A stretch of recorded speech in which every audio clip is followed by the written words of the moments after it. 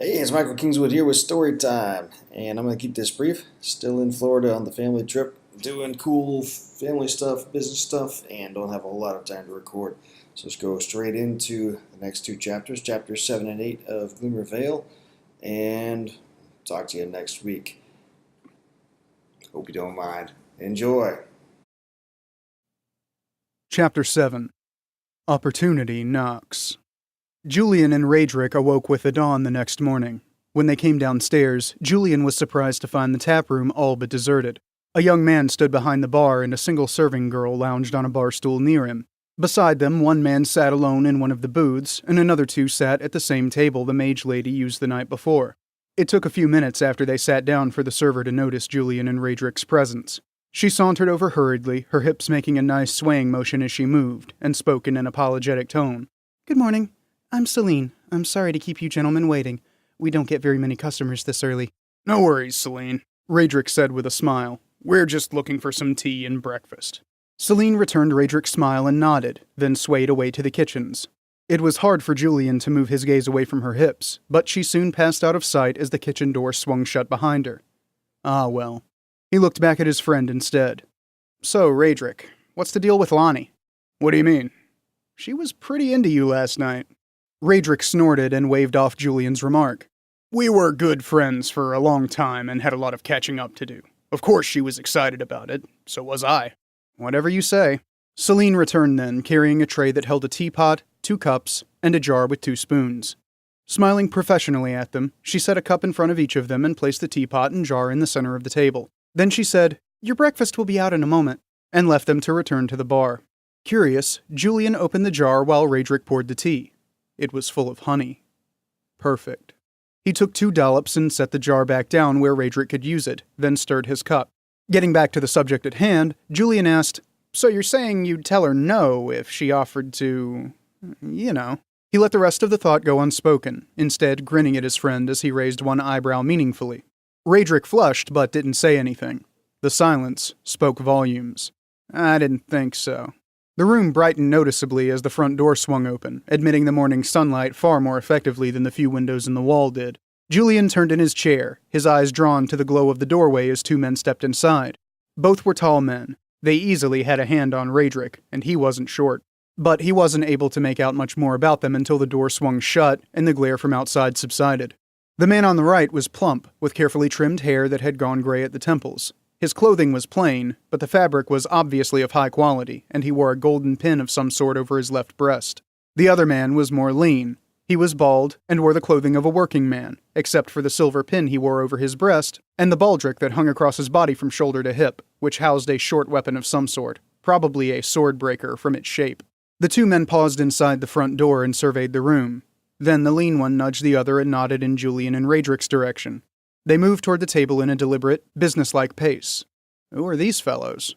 Julian wondered aloud, earning a shrug of ignorance from his friend in reply.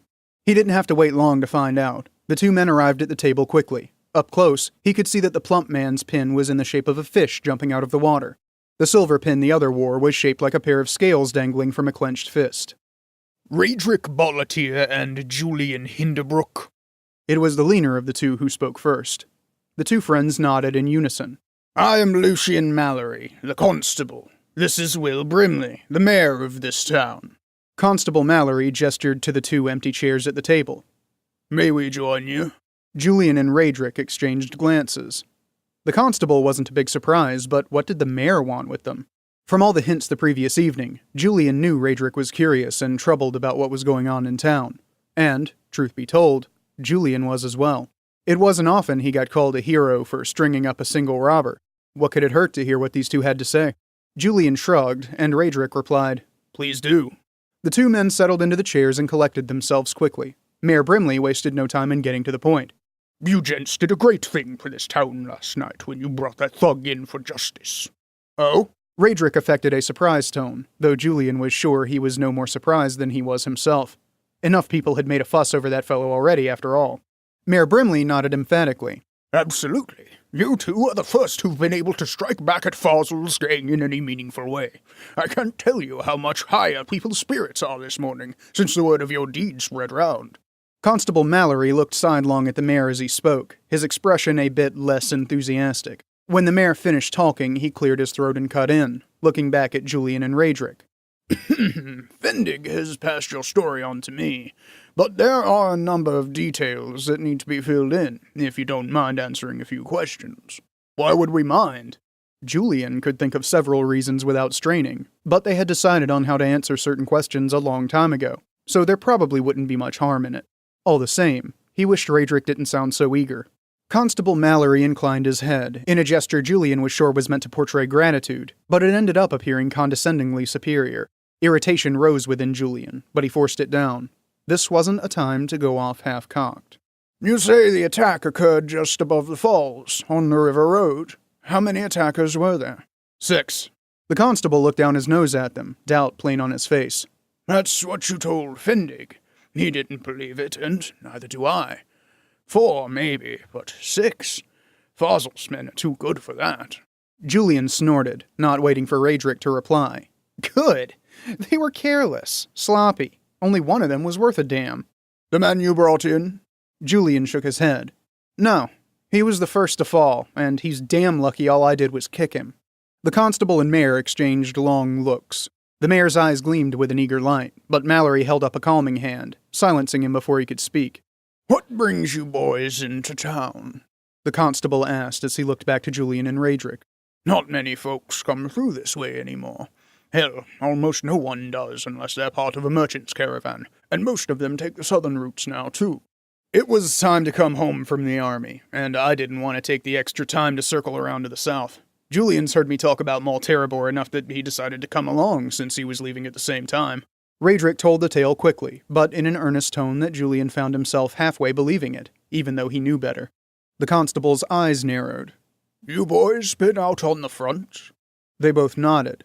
I heard they were cancelling people's release from enlistment until the end of the hostilities. How is it you got out? We heard that too, a few days after we left, Julian replied. We've been thanking our lucky stars that we didn't leave a week later than we did. Constable Mallory pursed his lips in thought for a moment. Then he nodded and leaned back in his chair. He turned to look at Mayor Brimley and gave a little nod. Beaming, Mayor Brimley moved his chair closer to the table. I'd like to hire you boys. I beg your pardon? Julian replied. The town needs good men on our side if we're going to get rid of Fossil's gang. You two seem like ideal candidates for the job. What do you say? Chapter 8. Employment. Julian was speechless. How was he supposed to react to that? Radric, as usual, was quick on his feet. Why don't you start with telling us who this Farzal person is? Mayor Brimley looked disappointed as he sat back in his chair, but the constable's eyes were understanding. In point of fact, Julian could swear the doubt he had seen in the man's eyes faded when Radric asked the question. What, did he think they were a couple of rank amateurs who would take a job without knowing what it entailed? Apparently he had. Or at least, he had feared they were. Julian wasn't sure which was worse. A month and a half ago, Mallory said, a merchant caravan pulled into town with 1 carriage burned and 2 men dead. They told of being attacked by robbers in Holbott's Pass.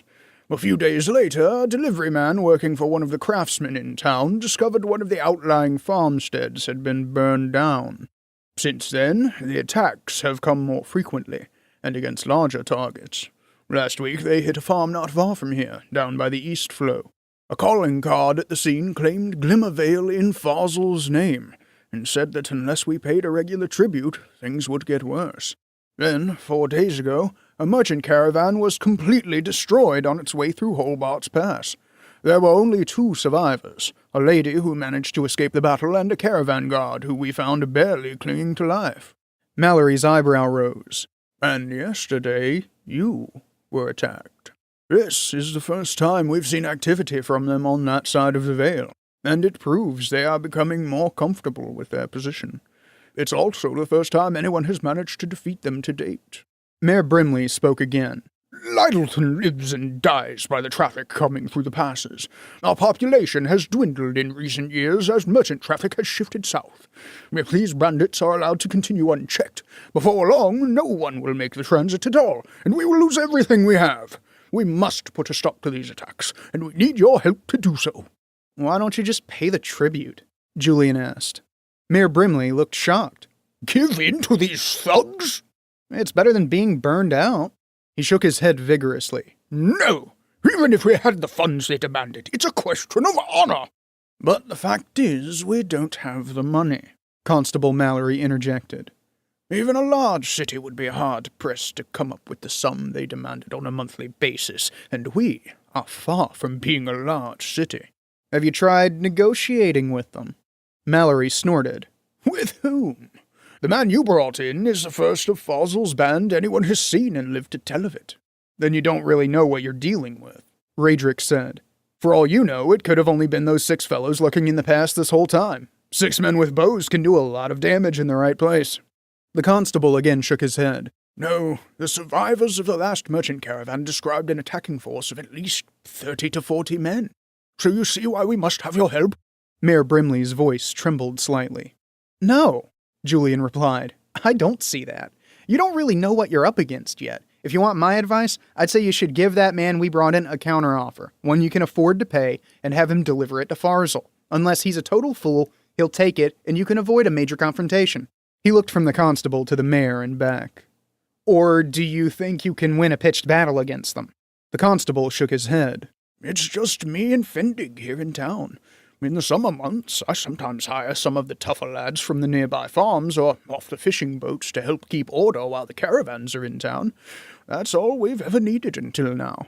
Then you're in no position to not pay.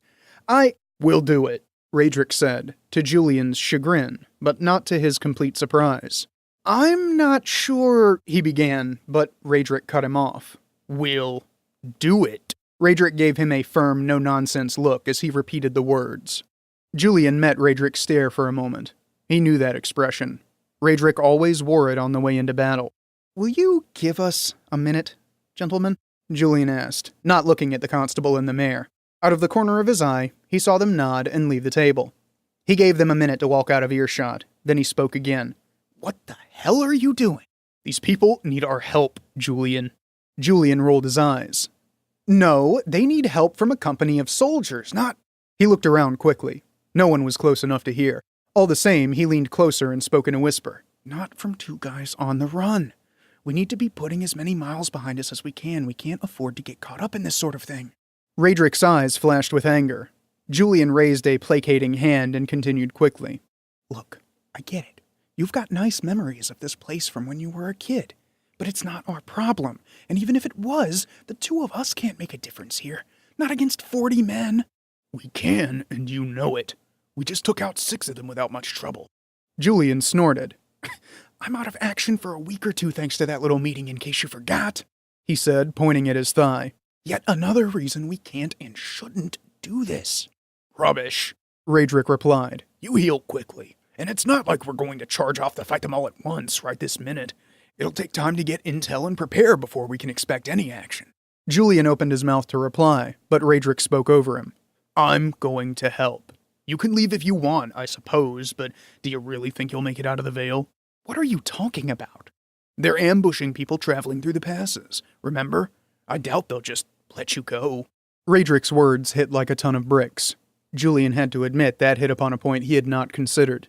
He took it as a given that the 2 of them could just move along. But if Radric was right, they were stuck here. Son of a bitch. Hadn't thought of that, had you? Radric asked. He didn't have to sound so satisfied about it. Julian shook his head. The way I see it, if we can't leave, we're now part of this community. So yes, this is our problem, and I'm going to help solve it. This is the sort of thing I thought I'd be doing in the army, but never did. Didn't you? Julian looked away from his friend. As his gaze panned around the tap room, he noted the tension and the hope in the mayor's face. The suppressed fear in the bartenders. The determination tinged with hopelessness in the constables. Yes, this was exactly the sort of thing the army claimed to do, and was supposed to do, defending those who could not defend themselves. Damn it all. Okay, I'm in. Hope we don't live to regret this. Radric chuckled. Don't worry. If it goes wrong, we won't live to do anything at all. That was not very comforting.